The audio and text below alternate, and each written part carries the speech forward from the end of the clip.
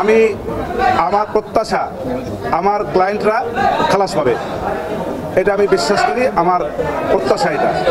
এবং আমি লার্নেড ট্রাইব্যুনালের সকল জাজেসবৃন্দকে আমি ধন্যবাদ জানাই যে তারা অতি কষ্ট করে এই মামলাটা সাক্ষী জবানবন্দি জেরা সমস্ত কিছু সমাপ্ত করেছেন এবং তৎপরবর্তীতে রায়ের জন্য দিন ধার্য করেছেন, এই জন্য তাদেরকে আমার ধন্যবাদ।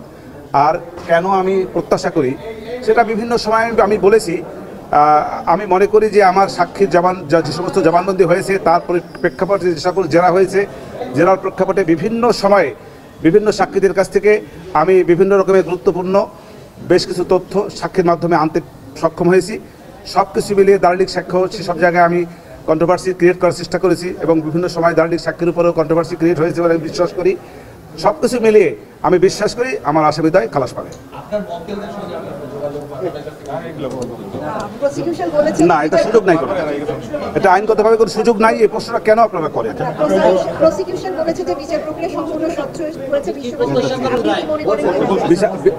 বিচার প্রক্রিয়া আমার দেখা মতে কোনো অস্বস্থতা আমি দেখি নাই, কারণ আমাকে কেউ কোনো রকমের ইন্টারাপ্ট করে নাই, এটা আমি বলতে পারবো। আর এছাড়া কোনো অস্বস্থতা আছে কিনা তা আমার জানা নাই। আমাকে এই জায়গার সহযোগিতা যে জিনিসটা মামলা করতে গেলে যে সহযোগিতা সবার আগে লাগে সেটা হলো ডিফেন্স কাউন্সিল থেকে আসামিদের পক্ষ থেকে দলিল দস্তাবেজ দিয়া তথ্য দিয়া আমাকে যদি সহায়তা করতে পারতেন সেইটা হলো সহযোগিতা। আর রাষ্ট্রপক্ষ থেকে আমাকে মামলাটা করতে হয়েছে, রাষ্ট্রপক্ষ থেকে যে সমস্ত কাগজপত্র ডকুমেন্ট দলিলাদি আমি পেয়েছি তার আলোকে আমাকে আপনার মামলা করতে হয়েছে।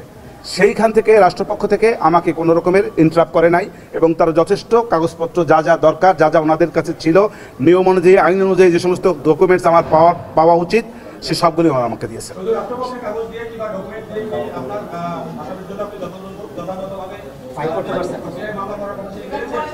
আমি আমার সীমাবদ্ধতা থেকে আমি চেষ্টা করেছি, যথেষ্ট চেষ্টা করেছি। আমার তরফ থেকে চেষ্টার কোনো ত্রুটি ছিল না এবং আমার চেষ্টায় কেউ কোনো বাধাও দেয় নাই। ধন্যবাদ। আমি তো দেখি নাই, আমি তো আগেই বলেছি যে আমি আমার দৃষ্টিতে দেখছি না কোনো অস্বচ্ছতা। এর বাহিরে কোনো অস্বচ্ছতা আছে কিনা সেটা আমার জানা নাই।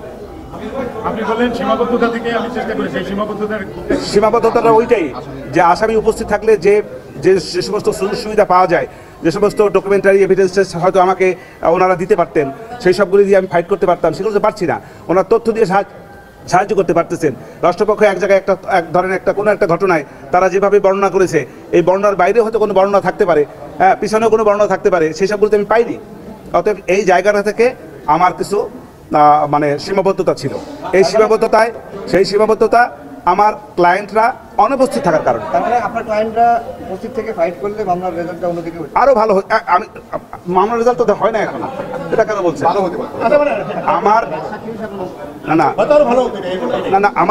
আমার ট্রায়ালটা, আমার বিচার প্রক্রিয়াটা, আমার সাক্ষীদের জেরা জবানবন্দিটা হয়তো আরো বেটার হতো, আরো বেটার হতো।